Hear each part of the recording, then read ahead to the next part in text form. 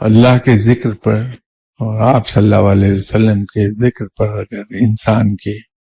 आंसू अज खुद बह निकले, वह आंसू जो रब के जिक्र पर और आप सल्लल्लाहु अलैहि वसल्लम के जिक्र पर अज खुद बहने लगे, वो बहुत मुबारक आंसू हैं। वो एक बात का सबूत है कि वो शख्स जिस पर रिक़त बहुत तारी हो जाए, तो उसके सीने में मोहब्बत करने वाला दिल है और उस दिल में रब और आप सल्लल्लाहु अलैहि वसल्लम की मोहब्बत भरी है, तो इसलिए वो आंसू बहते हैं। रूहानियत में ये आंसू बहुत मुबारक है, लेकिन याद रखिए कि फकीर मुसीबत में आंसू नहीं बहाता, इसलिए कि मुसीबत पर बहने वाले आंसू